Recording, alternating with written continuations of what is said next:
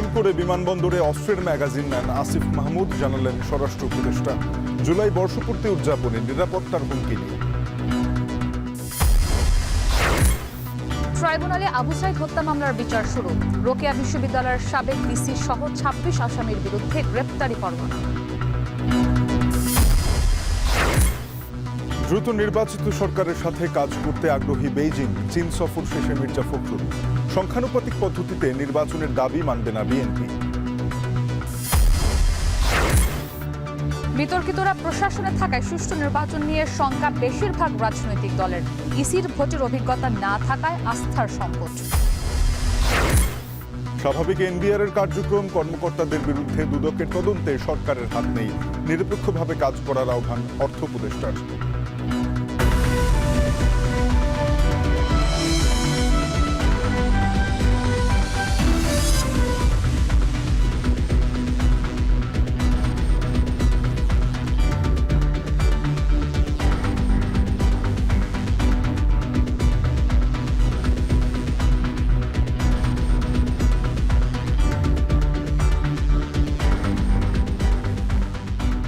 শুনছিলেন শিরোনাম। স্বাগত এখন সন্ধ্যায়। আপনাদের সাথে আছি আমরা দুজন, আমি তানজিম শাফিন এবং আমি ইসরাত মুক্তি। দেশের আইন শৃঙ্খলা পরিস্থিতির উন্নতি হচ্ছে বলে দাবি করেছেন স্বরাষ্ট্র উপদেষ্টা জাহাঙ্গীর আলম চৌধুরী।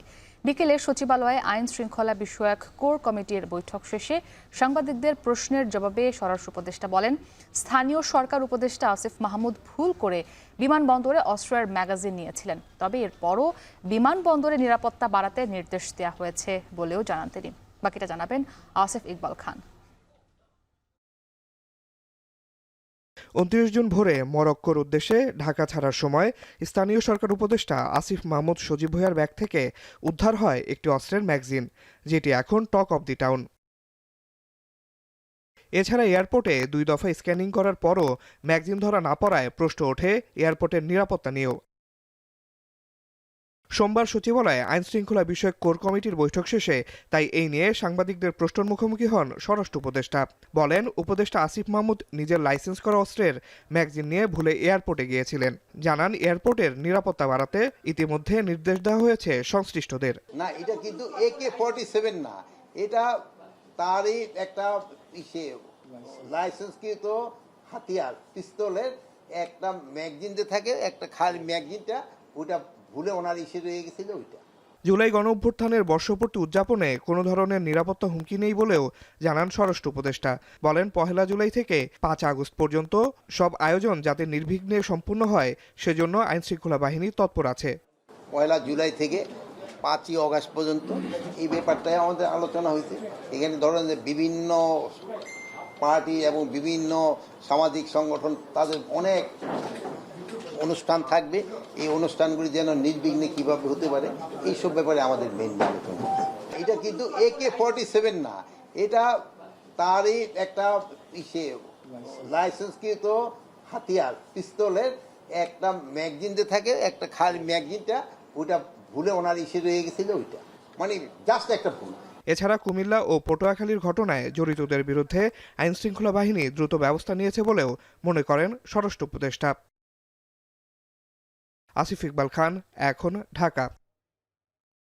জুলাইয়ের প্রথম শহীদ আবু সাইদ হত্যা মামলার বিচার শুরু হয়েছে আন্তর্জাতিক অপরাধ ট্রাইব্যুনালে।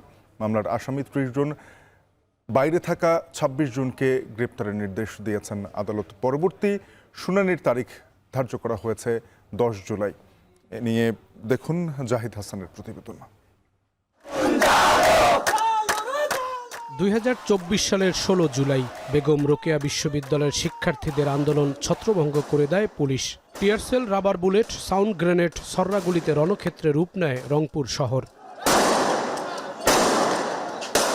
ওই দিন দুপুরে বেগম রোকেয়া বিশ্ববিদ্যালয়ের ইংরেজি বিভাগের শিক্ষার্থী আবু সাইদ ঢাকা রংপুর সড়কে অবস্থান নেন। ক্যাম্পাসের মূল ফটকের সামনে দুহাত প্রসারিত করে দাঁড়িয়ে যান আবু সাইদ। এ সময় পুলিশ খুব কাছ থেকে তাকে গুলি করে। পুলিশের গুলিতে লুটিয়ে পড়েন আবু সাইদ। তাকে উদ্ধার করে নিয়ে যায় তার সহযোদ্ধারা। রংপুরে আবু সাইদ জুলাই আগস্টের আন্দোলনে প্রথম শহীদ হন। এরপর ক্ষোভে ও প্রতিবাদে ফুঁসে ওঠে শিক্ষার্থীরা। 5 আগস্ট শেখ হাসিনা সরকারের পতনের পর জুলাই আগস্টে সংঘটিত মানবতা বিরোধী অপরাধের অভিযোগের বিচার শুরু হয় আন্তর্জাতিক অপরাধ ট্রাইব্যুনালে। চলতি বছরের 13ই জানুয়ারি আবু সাঈদের ভাই রমজান শেখ হাসিনাকে প্রধান আসামি করে 25 জনের বিরুদ্ধে একটি মামলা দায়ের করে। প্রায় 6 মাস তদন্ত শেষে 30 জনকে আসামি করে প্রতিবেদন দেয় আন্তর্জাতিক অপরাধ ট্রাইব্যুনালের তদন্ত সংস্থা।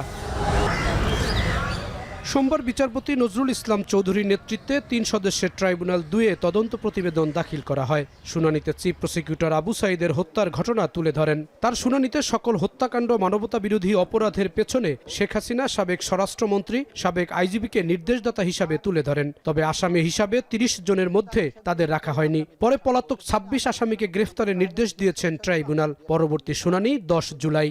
30 জন আসামির বিরুদ্ধে অপরাধ আমলে গ্রহণ করেছেন ইন্টারন্যাশনাল ক্রাইমস ট্রাইব্যুনাল অ্যাক্টের 3-2 এবং 4-1-2-3 এই ধারায় তাদের বিরুদ্ধে অপরাধ আমলে গ্রহণ করেছেন।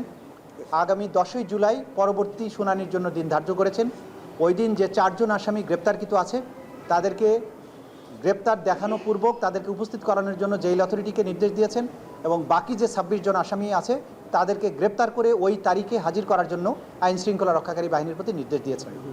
সেই দিন আসামিদের উপস্থিতির পরে বিচারের জন্য যে স্বাভাবিক কার্যক্রম সেটা গৃহীত হবে। যদি সকল আসামি গ্রেপ্তার করা না যায় তাহলে পলাতক আসামিদের ব্যাপারে স্টেট ডিফেন্স লয়ার নিয়োগ করার জন্য আদালত আদেশ দিতে পারেন এবং তার মাধ্যমেই আনুষ্ঠানিক বিচারের যাত্রা শুরু হয়ে যাবে। গ্রেফতারকৃত 4 জনকে এই মামলায় গ্রেফতার দেখানো হয়েছে। চিফ প্রসিকিউটর জানান, ট্রাইব্যুনালের বিচার কাজ চলবে তার নিজস্ব গতিতে। যে আন্তর্জাতিক অপরাধ ট্রাইব্যুনালের তদন্ত সংস্থা এবং প্রসিকিউশন দিনরাত আপ্রাণ চেষ্টা করে যাচ্ছেন এই বিচার, যেটা জাতির একটা বড় প্রায়োরিটি এবং ভবিষ্যতে এই অপরাধের রিকারেন্স ঠেকানোর জন্য রাষ্ট্রকে যে জায়গায় যেতে হবে সেই জায়গাটা নির্ধারণ করার ব্যাপারে আমরা দিনরাত কাজ করছি। ইনশাআল্লাহ ক্রমান্বয়ে সবগুলো মামলার তদন্ত রিপোর্ট পাওয়া যাবে এবং বিচার প্রক্রিয়া তার নির্দিষ্ট গতিতেই এগিয়ে যাবে। আবু সাঈদের মামলা সহ এ পর্যন্ত 3টি মামলার আনুষ্ঠানিক অভিযোগপত্র দাখিল করা হলো। ট্রাইব্যুনাল 2-এ প্রথম মামলার বিচার কাজ শুরু হলো। জাহিদ হাসান, এখন, ঢাকা। বৈষম্য বিরোধী আন্দোলনে ধানমন্ডি থানার শিশু মোতালেব হত্যা মামলায় শাহে আলম মুরাদ 1 দিন এবং শেরেবাংলা নগর থানার মামলার সাবেক এমপি সাবিনা আক্তার তুহিনকে 2 দিনের রিমান্ড মঞ্জুর করেছেন আদালত। এছাড়া ধানমন্ডি কোতোয়ালি যাত্রাবাড়ি থানার মামলায় সাবেক স্বরাষ্ট্র সচিব জাহাঙ্গীর আলম, সাবেক সংসদ সদস্য মমতাজ বেগম ও নোয়াখালীর সাবেক পুলিশ সুপার আসাদুজ্জামানকে গ্রেপ্তার দেখানো হয়েছে। সোমবার সকালে তাদের প্রত্যেককে ঢাকা মহানগর মেট্রোপলিটন ম্যাজিস্ট্রেট আদালতে হাজির করা হয়। পরে রাষ্ট্র ও আসামি পক্ষের আইনজীবীদের শুনানি শেষে তাদের এই আদেশ দেন আদালত।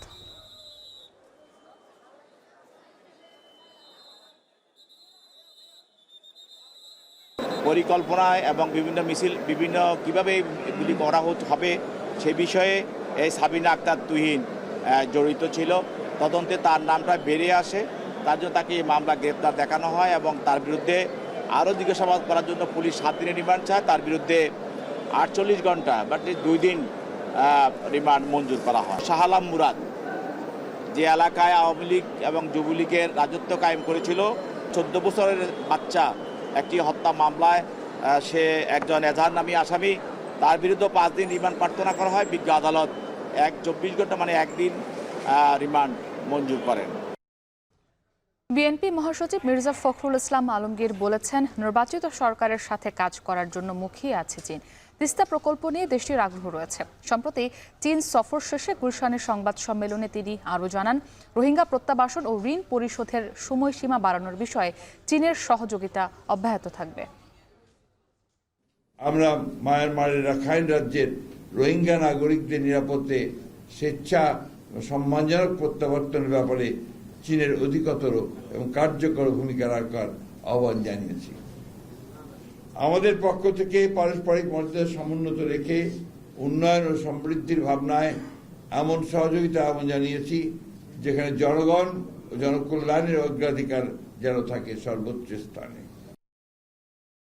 সংখ্যানুপাতিক পদ্ধতিতে যারা নির্বাচনের দাবি করছে তাদের এ বিষয়ে জানাশোনার ঘাটতি আছে বলে মন্তব্য করেছেন বিএনপির স্থায়ী কমিটির সদস্য মঈন খান।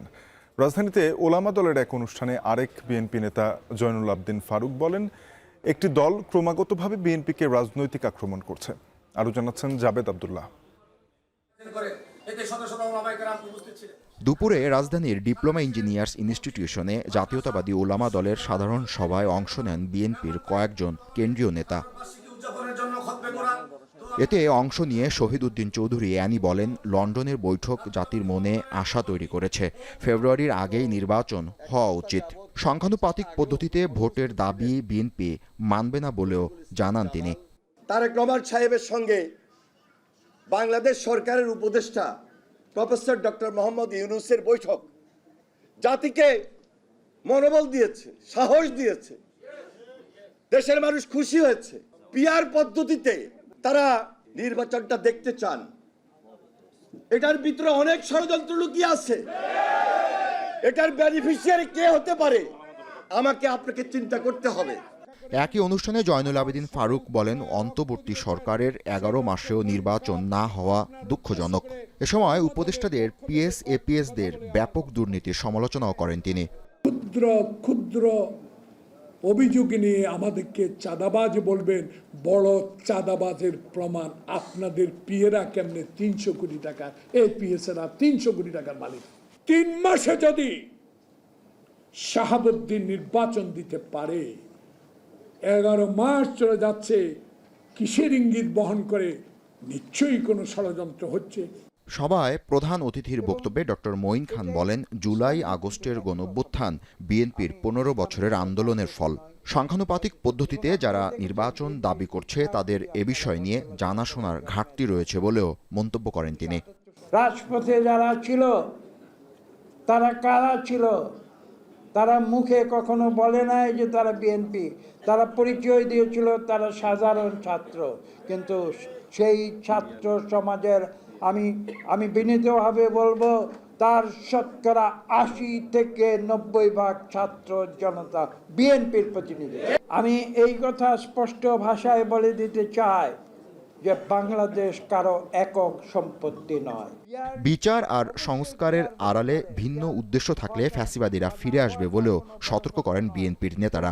পিআরকে ইস্যু করে বাংলাদেশের মানুষের যে গণতন্ত্রের আকাঙ্ক্ষা, সেই গণতন্ত্রের আকাঙ্ক্ষাতে যদি কেউ দ্বন্দ্ব সৃষ্টি করে, আমি বলবো তারা বাংলাদেশের আদর্শে বিশ্বাস করে। জাবেদ আব্দুল্লাহ, এখন, ঢাকা। বিগত কয়েকটি জাতীয় নির্বাচন পরিচালনায় বিতর্কিতরা প্রশাসনে এখনো বহাল তবিয়তে। তারা থাকলে সুষ্ঠু নির্বাচন নিয়ে শঙ্কায় বেশিরভাগ রাজনৈতিক দল। সেই সাথে বর্তমান কমিশনের নির্বাচন পরিচালনার অভিজ্ঞতা না থাকায় ভরসা করতে পারছে না কয়েকটি দল। এদিকে নির্বাচন ব্যবস্থা নিয়ে ঐকমত্যে পৌঁছানো নিয়েও রয়েছে শঙ্কা। বিস্তারিত মিয়া আমিরুলের প্রতিবেদনে। নির্বাচন ব্যবস্থা নিয়েই এখনও ঐকমত্যে পৌঁছতে পারেনি রাজনৈতিক দলগুলো। একই সাথে আগামী জাতীয় সংসদ নির্বাচনের আলাপ যখন 2026-এর এপ্রিল থেকে ফেব্রুয়ারিতে, তখন ইসির সামনে রয়েছে নানা চ্যালেঞ্জ। আমরা কারো হুকুমে, কারো নির্দেশনায়, কারো পরিচালনায় আমরা কাজ করব না। এএমএম নাসিরউদ্দিন নেতৃত্বাধীন বর্তমান কমিশন দায়িত্ব নেওয়ার পর থেকেই গত 7 মাসে দেশের ইতিহাসের সেরা নির্বাচন আয়োজনের প্রতিশ্রুতি দিয়ে আসছে। তবে সম্প্রতি সাবেক প্রধান নির্বাচন কমিশনাররা যখন আদালতের কাঠগড়ায়, তখন পুরাতন কাঠামোতে ঘটিত বর্তমান নির্বাচন কমিশনের কার্যক্রম নিয়ে রয়েছে নানা মত। এমন প্রেক্ষাপটে বর্তমান নির্বাচন কমিশনের উপর কতটা আস্থা রয়েছে রাজনৈতিক দলগুলোর? বিএনপি আস্থার কথা জানালেও মাঝামাঝি অবস্থানে রয়েছে জামায়াত ইসলামী, আর ভরসা করতে পারছে না এনসিপি। যে আইনের মাধ্যমে যে কমিশন গঠন করা হয়েছে সেটা নিরপেক্ষ হয়নি। নির্বাচন কমিশন তাদের কার্যক্রমের মাধ্যমে দেশ এবং জাতির কাছে যে অঙ্গীকার প্রতিশ্রুতি দিয়েছে সেটাকেও বাস্তবায়ন করে, এটা এখন দেখার বিষয়। বর্তমান নির্বাচন কমিশনের উপর আমাদের আস্থা আছে। এদেরকে বর্তমান অন্তর্বর্তীকালীন সরকারি নিয়োগ দিয়েছেন, তো আমরা আশা করি তারা জাতিকে একটি ভালো নির্বাচন উপহার দিতে সক্ষম হবেন। এদিকে প্রশাসনে থাকা ফ্যাসিবাদের দোসরদের নিয়ে শঙ্কা রয়েছে দলগুলোর। তাদের সরানো না গেলে সুষ্ঠু নির্বাচন করা কঠিন বলে মনে করেন তারা। ইলেকশন কমিশনের বিরুদ্ধে একটি মামলা হলো, সেই মামলায় ইশরাক হোসেন রায় পেয়ে গেল, কিন্তু সেই মামলার বিরুদ্ধে ইশরাকের বিরুদ্ধে আইনজীবী নিয়োগ করে নাই, মানে আইনজীবী লড়াই করে নাই কোর্টে। পুরো প্রশাসন, যে প্রশাসন দিয়ে রাতের ভোট হয়েছে, ইলেকশন কমিশনের যে অফিসারগুলো দিয়ে রাতের ভোট হয়েছে, ডামি ভোট হয়েছে, একতরফা ভোট হয়েছে, তারা কিন্তু সকলেই স্ব স্ব জায়গায় আছে। যে ফেসিবাদী শাসন ব্যবস্থা বাংলাদেশটাকে এমন একটা পর্যায়ে নিয়ে গিয়েছিল, একটা অন্ধকারের দিকে ঠেলে দিয়েছিল। এখন আমাদের সাপ মারলার সাপের লেস রয়ে গেল। তাহলে আবার কিন্তু ছোবল মারতে পারে। এই প্রশাসন এখন পর্যন্ত সেই শেখ হাসিনার দোসররাই রয়ে গিয়েছে এখানে, এদেরকে এই সরকার সরাতে পারে নাই বা ইচ্ছা করে সরায় নেই। তো সুতরাং প্রশাসনে আমূল পরিবর্তন ছাড়া সুষ্ঠু নির্বাচন হবে না। এমন প্রেক্ষাপটে নির্বাচন কমিশনের সচেতনতা বেশি জরুরি বলে মনে করেন ঐকমত্য কমিশনের সদস্য বদিউল আলম মজুমদার। জানান, নির্বাচন ব্যবস্থা সংস্কার সহ প্রশাসনের গতি আনতে আগে সীমিত পরিসরে স্থানীয় নির্বাচন করা যেতে পারে। আগামী দিনে নির্বাচন কমিশনের জন্য চ্যালেঞ্জ হবে আস্থা অর্জন করা। আস্থার সংকট যদি থেকে যায় তাহলে নির্বাচনের নিরপেক্ষতা নিয়ে প্রশ্ন উঠবে।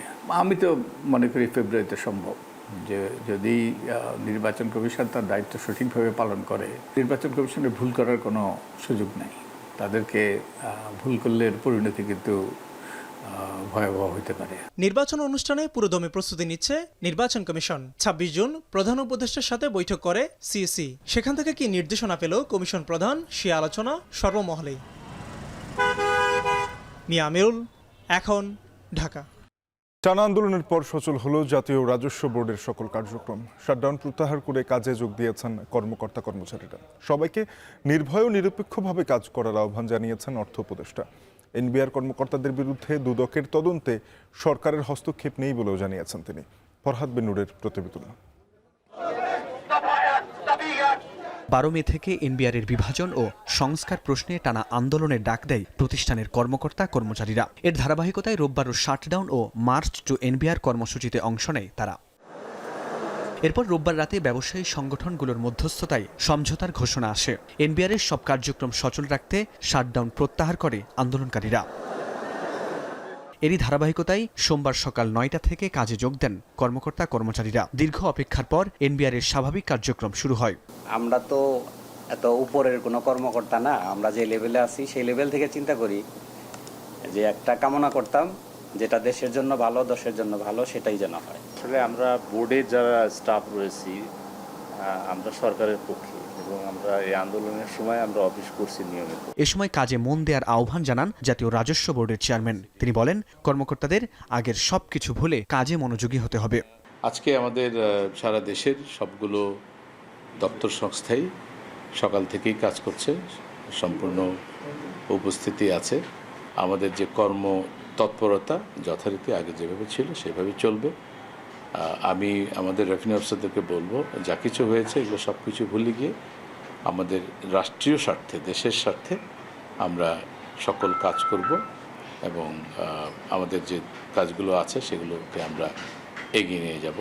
এদিকে সচিবালয়ে এক অনুষ্ঠান শেষে এনবিআর কর্মকর্তা কর্মচারীদের নির্ভয়ে ও নিরপেক্ষভাবে কাজ করার আহ্বান জানিয়েছেন অর্থ উপদেষ্টা ডক্টর সালেহ উদ্দিন আহমেদ। এ সময় কর্মকর্তাদের বিরুদ্ধে দুদকের তদন্তে সরকারের হস্তক্ষেপ নেই বলে জানান উপদেষ্টা।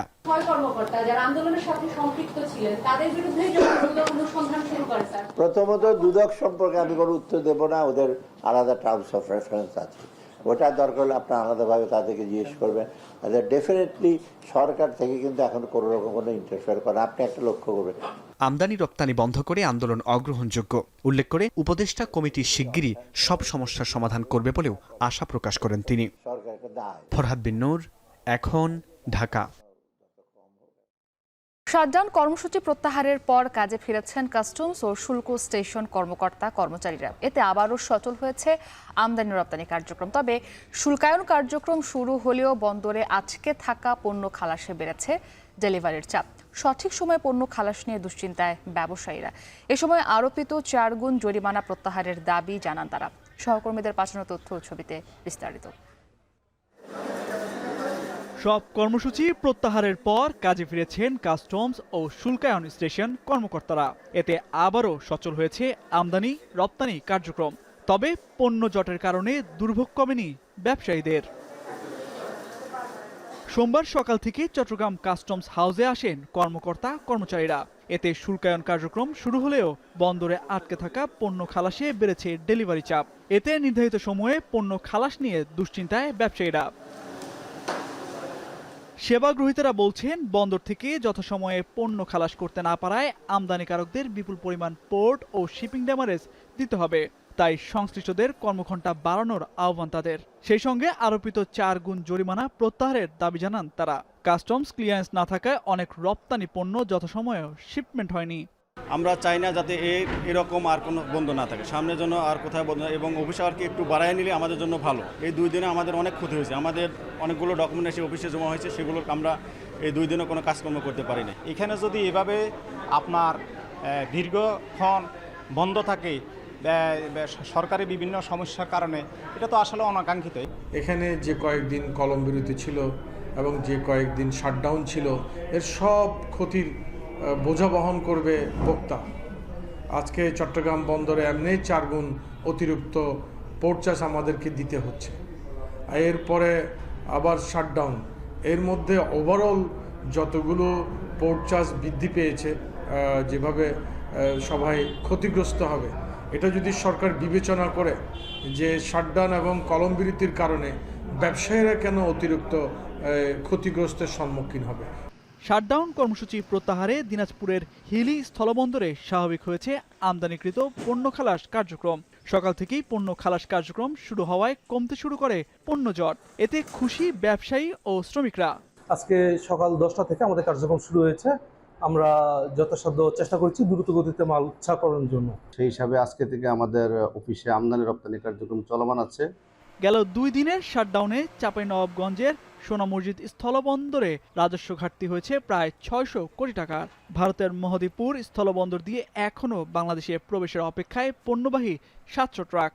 ভারত থেকে গাড়িও আসেনি, আমরাও পণ্য খালাস নিতে কেউ আসেনি, ডেলিভারি দিতে পারেনি। তো সেটা আজকে যেহেতু সকাল থেকেই শুরু করেছে, আমরা চাইবো যে গত 2 দিনের যে ব্যাকলগ ছিল সেগুলো কাটিয়ে উঠে পুরো রাজস্বটাই আমরা আদায় করতে। এদিকে গতি ফিরেছে যশোরের বেনাপোল কাস্টমস ও স্থলবন্দরে। রাজস্ব আদায় ও পণ্য জট নিরসনে ব্যস্ত সময় পার করছেন কাস্টমস কর্মকর্তা কর্মচারীরা। এছাড়া 2 দিন আটকে থাকার পর দুপুরে পঞ্চগড়ের বাংলাবান্ধা স্থলবন্দর থেকে ভুটানের উদ্দেশ্যে ছেড়ে গেছে পাথরবাহী 151টি ট্রাক। আর দুপুর পর্যন্ত ব্রাহ্মণবাড়িয়ার আখাউড়া স্থলবন্দর দিয়ে 66 টন আটা ময়দা ও 9 টন হিমায়িত মাছ রপ্তানি হয়েছে বলে জানান সংশ্লিষ্টরা। তামজিদ মির্জা, এখন। কুমিল্লার মুরাদনগরে ধর্ষণের ঘটনায় গ্রেপ্তার প্রধান আসামি ফজর আলী পুলিশ হেফাজতে চিকিৎসা নিচ্ছেন। চিকিৎসার ছাড়পত্র পেলেই তাকে আদালতে নেওয়া হবে। এছাড়া ধর্ষণের ভিডিও ধারণ করে সামাজিক যোগাযোগ মাধ্যমে ছড়িয়ে দেওয়ার অভিযোগে পর্নোগ্রাফি আইনে 4 আসামিকে আদালতের মাধ্যমে জেল হাজতে পাঠানো হয়েছে। গতকাল সন্ধ্যায় সুমন, রমজান, আরিফ ও অনিককে জেল হাজতে পাঠায় আদালত। এর আগে গেল বৃহস্পতিবার রাতে কুমিল্লার মুরাদনগরে বাবার বাড়িতে বেড়াতে আসা নারীকে ঘরের দরজা ভেঙে ধর্ষণের অভিযোগ ওঠে ফজর আলীর বিরুদ্ধে। সে ঘটনা ভিডিও করে সামাজিক যোগাযোগ মাধ্যমে ছড়িয়ে দেওয়ার দেশ জুড়ে সৃষ্টি হয় চাঞ্চল্যের। এই ঘটনায় মূল অভিযুক্ত ফজর আলীকে ঢাকার সায়দাবাদ থেকে এবং বাকি 4 জনকে কুমিল্লার বিভিন্ন স্থানে অভিযান চালিয়ে গ্রেপ্তার করে পুলিশ।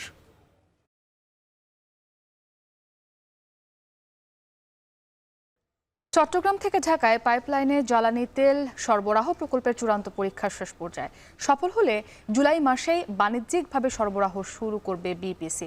এর মাধ্যমে স্বয়ংক্রিয়ভাবে জ্বালানি তেল সরবরাহের নতুন যুগে ঢুকবে প্রতিষ্ঠানটি। সংশ্লিষ্টরা বলছেন, জ্বালানি তেলের অপচয় ও চুরি রোধের পাশাপাশি এতে বছরে সাশ্রয় হবে 250 কোটি টাকা। বাকিটা জানাবেন হাজিরা শিউলি। দেশে বছরে জ্বালানি তেলের চাহিদা প্রায় 65 লাখ মেট্রিক টন। 3টি বিপণন কোম্পানির আমদানি করা এই জ্বালানি তেলের 90%ই পরিবহন করা হয় নৌপথে। এটি ব্যয়বহুল ও সময় সাপেক্ষ। সেই সঙ্গে 180টি ওয়েল ট্যাঙ্কারের মাধ্যমে 50টি ডিপোতে জ্বালানি সরবরাহ করাও একটি বড় চ্যালেঞ্জ। এতে বছরে বাংলাদেশ পেট্রোলিয়াম কর্পোরেশন বিপিসির ব্যয় হয় প্রায় 400 কোটি টাকা। এছাড়া ট্যাঙ্কার থেকে জ্বালানি তেল নিঃসরণে দূষিত হয় নদী। সব মিলিয়ে সাশ্রয়ী ব্যয়ে দ্রুত জ্বালানি পরিবহনে 2018 সালে চট্টগ্রাম থেকে ঢাকায় পাইপলাইনে এই তেল পরিবহনের প্রকল্প নেয় বিপিসি। নানা জটিলতা ও প্রতিকূলতা পেরিয়ে গেল মার্চে শেষ হয় 250 কিলোমিটার দৈর্ঘ্যের পাইপলাইন ও স্টোরেজ ট্যাঙ্ক সহ অন্যান্য অবকাঠামো নির্মাণের কাজ। ওই মাসেই বাণিজ্যিকভাবে পাইপলাইনে জ্বালানি সরবরাহের কথা থাকলেও টেলিকমিউনিকেশন ও অটোমেশনের কাজ শেষ না হওয়ায় সম্ভব হয়নি। এখন আমাদেরকে বুঝিয়ে দেওয়ার প্রক্রিয়া চলছে। 250 কিলোমিটার একটা পাইপলাইন, এই পাইপলাইনটা বুঝিয়ে দেওয়ার কাজ, এবং এটা কিন্তু অটোমেশন সব, স্কাডা, পিএলসি, টেলিকমিশন সিস্টেম, রজব, মেলাগুলো ভাল বড় বড়, এগুলো সব কিছু বুঝিয়ে দেওয়ার জন্য একটু সময় লাগছে। গত 22 জুন রোববার থেকে শুরু হয়েছে চূড়ান্ত ট্রায়াল। চট্টগ্রামের পতেঙ্গায় পদ্মা ওয়েলের ডেসপাস টার্মিনাল এবং পদ্মা, মেঘনা ও যমুনা এই তিনটি তেল বিপণন কোম্পানির স্টোরেজ ট্যাঙ্কার থেকে নারায়ণগঞ্জের গোদনাইল ও ফতুল্লায় অবস্থিত ডিপোতে পাইপলাইনে জ্বালানি তেল পাঠানো হচ্ছে। এর মধ্যে 7 দিনে পাঠানো হয়েছে প্রায় 2.5 কোটি লিটার ডিজেল। বুধবার পর্যন্ত চলবে এই কার্যক্রম। সবকিছু ঠিক থাকলে জুলাই থেকেই বাণিজ্যিকভাবে পাইপলাইনে জ্বালানি তেল সরবরাহ করা হবে বলে প্রত্যাশা বিপিসি চেয়ারম্যানের। এতে জাহাজে করে জ্বালানি তেল পরিবহনের ঝামেলামুক্ত হবে বিপিসি। প্রতিদিন এরকম কত জাহাজে করে করে তেল নিয়ে নিয়ে আমাদেরকে গোদনাইলে যেতে হতো, এটা নিয়ে অনেক সংবাদ হতো। এই জিনিসটা আর বাংলাদেশের ইতিহাসে থাকবে না, বিপিসির ইতিহাসে থাকবে না। এটা অটোমেশন, এখান থেকে তেল ঢুকবে, ওখানে বেরিয়ে যাবে। বর্তমানে নদী পথে ওয়েল ট্যাঙ্কারের মাধ্যমে জ্বালানি সরবরাহের সময় লাগে 24 ঘন্টা, পাইপলাইনে পাঠাতে লাগবে মাত্র 4 ঘন্টা। অত্যাধুনিক প্রযুক্তি নির্ভর হওয়ায় পাইপলাইন থেকে জ্বালানি তেল চুরির সুযোগ থাকবে না। সেই সঙ্গে কমবে জ্বালানি তেলের সিস্টেম লস ও পরিবেশ দূষণ। এটা আমাদের সুবিধা এবং লস কম হবে, পরিবেশ বান্ধবভাবে আমরা তেল পরিবহন করতে পারবো। পরিবহন করতে আমাদের এস্টিমেটেড ব্যয় হবে 90 কোটি টাকা, আর আমাদের সাশ্রয় হবে 326 কোটি টাকা। সুতরাং আমাদের প্রায়, এখন তো রেট আরও বাড়ছে, সুতরাং আমরা প্রায় 250 কোটি টাকা আমরা বছরে সাশ্রয় করতে পারবো। 27 লাখ মেট্রিক টন জ্বালানি তেল সরবরাহের সক্ষমতার প্রকল্পটি বাস্তবায়নে ব্যয় হয়েছে প্রায় 3,700 কোটি টাকা। পদ্মা ওয়েলের তত্ত্বাবধানে প্রকল্পটি বাস্তবায়ন করছে সেনাবাহিনীর 24 ইঞ্জিনিয়ারিং কনস্ট্রাকশন ব্রিগেড। তবে পরবর্তীতে পাইপলাইনে জ্বালানি তেল পরিবহনের প্রকল্পটি হস্তান্তর করা হবে নবগঠিত petroleum transmission company limited PTC পিএলসিকে। হাজরা শিউলি, এখন চট্টগ্রাম। ঐতিহাসিক জুলাই অভ্যুত্থান স্মরণে মাসব্যাপী কর্মসূচি ঘোষণা করেছে ছাত্র শিবির।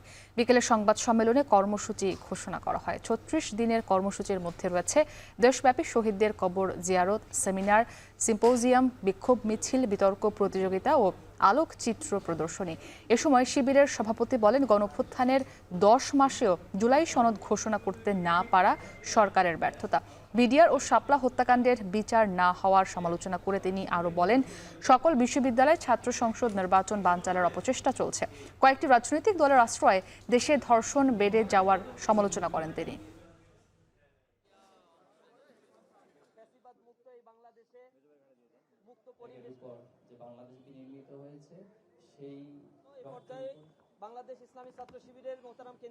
জুলাই জাগরণ, নব উদ্যমে বিনির্মাণ, এই প্রতিপাদ্যকে সামনে রেখে জুলাই অভ্যুত্থানের বর্ষপূর্তি উপলক্ষে 36 দিনব্যাপী কর্মসূচি ঘোষণা করছি। 1. সেমিনার, সিম্পোজিয়াম, রিসার্চ কনফারেন্স, আলোচনা সভা ও দোয়া অনুষ্ঠানের আয়োজন। 2. শহীদের কবর জিয়ারত, শহীদ পরিবার, আহতদের সাথে সাক্ষাৎ ও মত বিনিময়। 3. শাখাভিত্তিক জুলাই গণহত্যা বিচারের দাবিতে জুলাই দ্রোহ শিরোনামে বিক্ষোভ মিছিল আয়োজন। সাতক্ষীরা প্রেস ক্লাবের গেটে সাংবাদিকদের উপরে সন্ত্রাসী হামলার ঘটনা ঘটেছে। দুপুরে প্রেস ক্লাবে প্রবেশের সময় বহিরাগতদের হামলায় আহত হন অন্তত 20 জন গণমাধ্যম কর্মী। এই ঘটনায় 3 জন সাংবাদিক আহত অবস্থায় হাসপাতালে ভর্তি রয়েছেন। প্রেস ক্লাব সভাপতি আবুল কাশেম জানান, পুলিশ ঘটনাস্থলে থাকলেও তাদের ভূমিকা ছিল প্রশ্নবিদ্ধ। 2 গ্রুপের দ্বন্দ্বের জেরে এই হামলায় অভিযোগ উঠেছে। উত্তেজনার মধ্যে প্রেস ক্লাবে মোতায়েন রয়েছে সেনাবাহিনী। এর প্রতিবাদে আগামীকাল সকালে সাতক্ষীরা নিউ মার্কেট চত্বরে প্রতিবাদ মানববন্ধনের ডাক দিয়েছেন সাংবাদিকরা।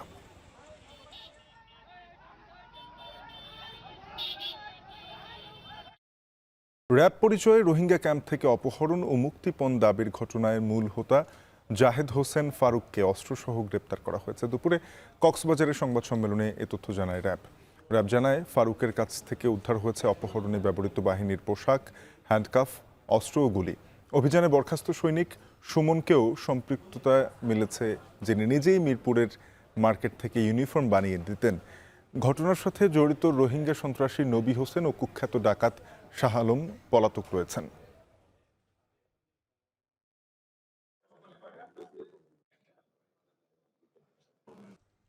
ভয়াবহ বৃষ্টি বন্যায় ভারতের হিমাচলে গেল কয়েকদিনে প্রাণ গেছে কমপক্ষে ৩৯ জনের। জারি করা হয়েছে রেড অ্যালার্ট। বন্ধ ১২৯টি সড়ক ও রাজ্যের সব স্কুল। সিমলায় ধসে পড়েছে ৫ তলা ভবন। বন্যার তাণ্ডব চলছে চীনে। অন্যদিকে তাপমাত্রার পারদ ৪৮ ডিগ্রি সেলসিয়াস ছুঁয়েছে স্পেনে। তীব্র দাবদাহের কবলে ইউরোপের বড় অংশ। আরও জানাবেন নুছাদ কামাল। পাহাড়ি ঢল, বন্যা কিংবা ভূমিধস, কি বলা যায় একে? প্রকৃতির বিধ্বংসী এই রূপ হিমাচল প্রদেশের ধর্মশালা এলাকার। বর্ষার শুরু থেকেই প্রায় ১০ দিন ধরে বৃষ্টি বন্যায় বিপর্যস্ত ভারতের উত্তরাঞ্চলীয় রাজ্যটি।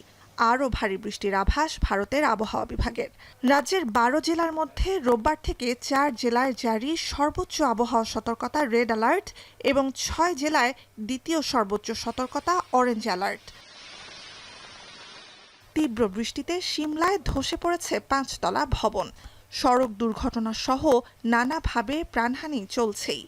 সিমলা চণ্ডীগড় সহ সংযোগ মহাসড়কে ভূমিধসের পর পূর্ব সতর্কতা হিসেবে রাজ্যের ১২৯টি সড়কে যান চলাচল বন্ধ। তীব্র বৃষ্টি বন্যায় বিপর্যস্ত প্রতিবেশী চীনের দক্ষিণ আর দক্ষিণ পশ্চিমাঞ্চলও। অতিবৃষ্টিতে গুইঝৌ প্রদেশের দুলিউ নদীতে পানির উচ্চতা ২৫৩ মিটার পার করার পর পানি কমতে শুরু করলেও দুর্ভোগ কমেনি মানুষের।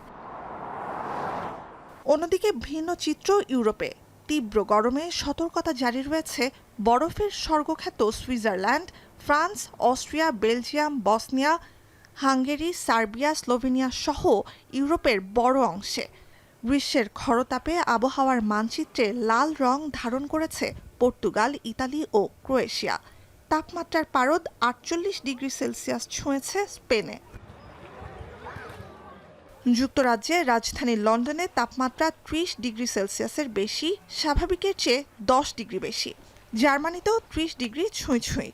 আসন্ন দাবদাহে দেশটিতে তাপমাত্রা ৩৮ ডিগ্রি সেলসিয়াসে পৌঁছাতে পারে বলে সতর্কতা জারি করেছে জার্মান আবহাওয়া বিভাগ।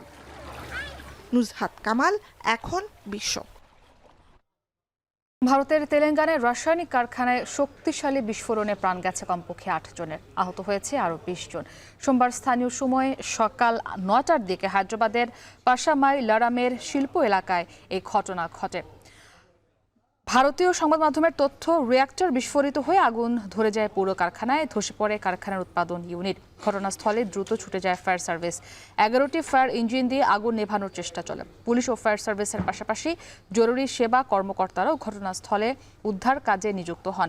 অ্যাম্বুলেন্সে করে হতাহতদের দ্রুত নিয়ে যাওয়া হয় নিকটস্থ সরকারি ও বেসরকারি হাসপাতালে। আহতদের মধ্যে অনেকের অবস্থাই আশঙ্কাজনক। হতাহত কর্মীরা ওড়িশা, উত্তরপ্রদেশ সহ বিভিন্ন রাজ্যের বাসিন্দা।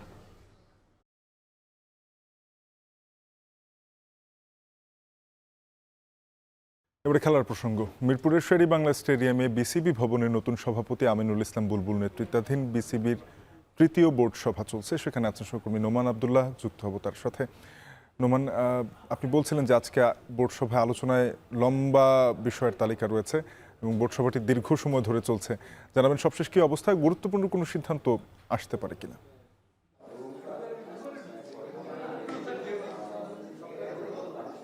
হ্যাঁ শাফিন, যেটি বলছিলেন, প্রায় ৫ ঘন্টার মতো ম্যারাথন একটা বোর্ড সভা চলছে।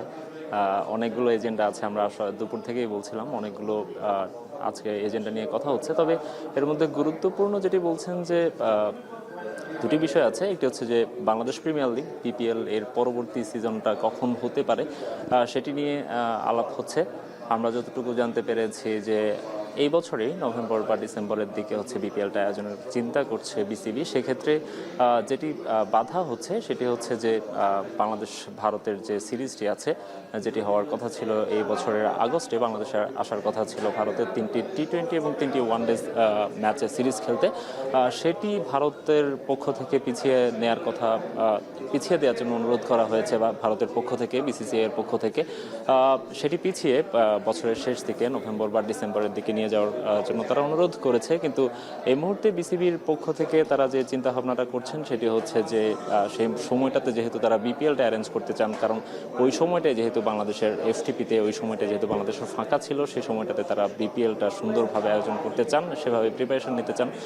সেই হিসেবে তারা হচ্ছে সেই সময়টাতে নতুন করে আন্তর্জাতিক একটা ফিক্সারের জন্য বা ভারতের বিপক্ষে সিরিজটা আয়োজন না করে তারা বরং বিপিএল এর কথাই ভাবছেন বলে আমরা এখন পর্যন্ত জানতে পেরেছি। তবে আনুষ্ঠানিকভাবে যেহেতু এখনো পর্যন্ত কোনো কিছু জানা যায়নি, সেক্ষেত্রে নিশ্চিত হয়ে না বলাই বেটার। তার আগে আমাদেরকে আরেকটু অপেক্ষা করতে হবে যে বিসিবির বৈঠকে কোন কোন বিষয়গুলো নিয়ে আলাপ হচ্ছে, বিপিএল এর বিষয়ে কী সিদ্ধান্ত এসছে বা বাংলাদেশ ভারত সিরিজ নিয়ে তারা কী ভাবছেন, বোর্ড কর্তারা কী ভাবছেন, সেসব বিষয়গুলো নিয়ে অবশ্যই বোর্ড সভা শেষে আমরা জানতে পারবো। একই সঙ্গে আরও বেশ কয়েকটি এজেন্ডার কথা আমরা বলছিলাম দিনভর, যে পূর্বাচল স্টেডিয়ামের সংস্কার কাজ নিয়ে কথা হচ্ছিল, ঘরোয়া ক্রিকেটারদের পারিশ্রমিক নিয়ে কথা হচ্ছিল, বাংলাদেশ ক্রিকেট টিমের পারফরমেন্স নিয়ে কথা হচ্ছিল, ক্যাপ্টেন্সি ইস্যুস ছিল। এই বিষয়গুলো নিয়ে হচ্ছে কি কি আলোচনা হচ্ছে বোর্ড সভায়, যেহেতু লম্বা সময় ধরে বৈঠক চলছে, সেখান থেকে হয়তো কনক্রিট সিদ্ধান্ত নেওয়া হবে এবং সেই সিদ্ধান্তগুলো নেওয়ার পরপরই আসলে জানা যাবে যে তারা যখন হচ্ছে বৈঠক শেষ করে হচ্ছে গণমাধ্যমের সামনে ব্রিফ করবেন, তখন আসলে জানা যাবে যে তারা কোন কোন বিষয়গুলো নিয়ে সিদ্ধান্ত নিচ্ছেন। তবে এখন পর্যন্ত সবচেয়ে গুরুত্বপূর্ণ বিষয় যেটি আমরা বলছিলাম যে বিপিএল এর ইস্যুটাই, যে বাংলাদেশ প্রিমিয়ার লিগ কবে নাগাদ অনুষ্ঠিত হতে পারে এবং সেক্ষেত্রে বাংলাদেশ ভারত সিরিজের ভবিষ্যৎ কী দাঁড়াচ্ছে, সেটি এই মুহূর্তে খুব গুরুত্বপূর্ণ বিষয় হয়ে দাঁড়িয়েছে। শাফিন। নোমান আব্দুল্লাহ যুক্ত হয়ে জানাচ্ছিলেন বিসিবির বোর্ড সভার খবর সবশেষ। এবারে খেলার আরো খবর। বিপিএল এর দ্বাদশ আসরে প্রতিনিধিত্ব করতে পারে নোয়াখালী। ফ্রান্স গ্রুপের ম্যানেজিং পার্টনার আহমেদ জামিল বিসিবির কাছে নোয়াখালী রয়্যালস নামের দল কেনার প্রস্তাব দিয়েছেন। ফ্রান্স গ্রুপের প্রতিষ্ঠাতা যুক্তরাজ্য প্রবাসী ব্যবসায়ী আহমেদ জামিল বাদল রয়েছেন দলটির কর্ণধার হিসেবে। বিপিএল যতদিন আছে ইনিশিয়াল আমাদের টার্গেট ততদিনে থাকা, আশা করি এটা আমাদের দীর্ঘমেয়াদী পরিকল্পনা। যেহেতু আমি লাস্ট কয়েকটা বছর থেকে ক্রিকেটের সাথে আছি এবং আমার কিছু এক্স প্লেয়ার ন্যাশনাল টিমের যারা আমার টিমে খেলেছে লন্ডনে, এবং তাদের সাথে আমার বিভিন্ন বিষয় নিয়ে আলোচনা হয়েছে, ওনারা আমাকে সহযোগিতা করতে প্রস্তুত আছে। শেষ করব এখন সন্ধ্যা। যাবার আগে শিরোনামগুলো জানাবো আরেকবার। ভুল করে বিমানবন্দরে অস্ত্রের ম্যাগাজিন নেন আসিফ মাহমুদ, জানালেন স্বরাষ্ট্র উপদেষ্টা। জুলাই বর্ষপূর্তি উদযাপনে নিরাপত্তার হুমকি নেই। ট্রাইব্যুনালে আবু সাইদ হত্যা মামলার বিচার শুরু। রোকেয়া বিশ্ববিদ্যালয়ের সাবেক ভিসি সহ ২৬ আসামির বিরুদ্ধে গ্রেপ্তারি পরোয়ানা। দ্রুত নির্বাচিত সরকারের সাথে কাজ করতে আগ্রহী বেইজিং। চীন সফর শেষে মির্জা ফখরুল। সংখ্যানুপাতিক পদ্ধতিতে নির্বাচনের দাবি মানবে না বিএনপি। বিতর্কিতরা প্রশাসনে থাকায় সুষ্ঠু নির্বাচন নিয়ে শঙ্কা বেশিরভাগ রাজনৈতিক দলের। ইসির ভোটের অভিজ্ঞতা না থাকায় আস্থার সংকট। স্বাভাবিক এনবিআরের কার্যক্রম, কর্মকর্তাদের বিরুদ্ধে দুদকের তদন্তে সরকারের হাত নেই। নিরপেক্ষভাবে কাজ করার আহ্বান অর্থ উপদেষ্টার। এ ছিল এখন সন্ধ্যা। এখন টেলিভিশন ওয়েবসাইটে দেখতে ভিজিট করুন এখন.টিভি। যুক্ত থাকুন ফেসবুকে facebook.com/tv.এখন আর ইউটিউবেও চোখ রাখুন youtube.com/c/echontv।